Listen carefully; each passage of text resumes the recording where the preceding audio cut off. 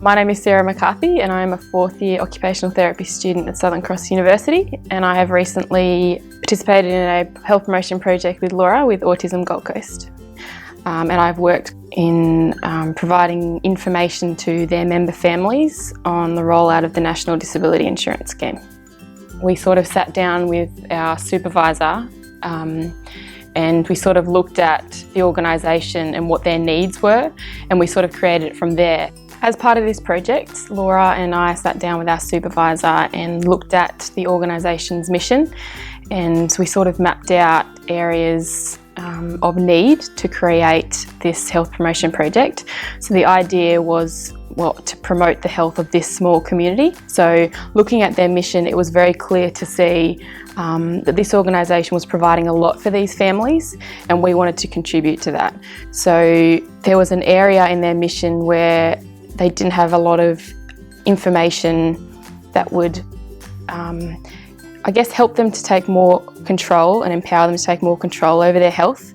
And because it was a health promotion project, we targeted this area to create an information booklet on the rollout of this new scheme so that they could take more control over their healthcare decisions and ultimately make more informed health choices. It sort of was more real for us. I feel kind of blessed for our project because we actually got to do one and initiate a change on our own. Like, we got to deliver an outcome that was for a real need. So our project was really real for us, and it actually doing something that we knew would make a difference made it more worthwhile, and it was more motivating, and yeah. My name is Laura and I'm a fourth year occupational therapy student from Southern Cross University. Yeah, I would definitely recommend this kind of project to other students. So I guess the specific skills that this kind of placement bring, or the benefits of this experience that's slightly different to a placement, is I think placements are very good at making you deal in real time, in the moment, clinical decisions that are quite quick in reality, that you may not have a lot of time to work out what way you're going in, and the person is right there in front of you all the time. So they're fantastic skills to learn, but the difference is that this project developed over time. You could go away and really think about the steps you're taking. You could, there was a lot of room for trial and error in some respects, you know, like you could research something and then later on, a week later, sort of think, oh, I don't think we needed to go that far, or you could redefine your time schedule, or you could redefine your final result.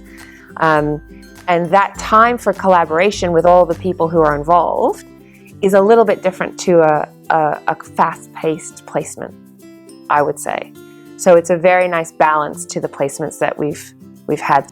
So the advice that I would give another student who is about to embark on this project is quite simple. I mean, I think that we were lucky because we got to shape our project, but I think that the advice that I would give is don't get too tied up on what you're doing, but really focus on who you're doing it for. Because that way, even if you're given a project that's not exactly the area of interest for you, if you stay focused on the fact that people at the other end of the project are going to benefit from the work that you do, then it doesn't really matter what the topic is. The process of the project and the final result for the people on the other end make it completely worthwhile.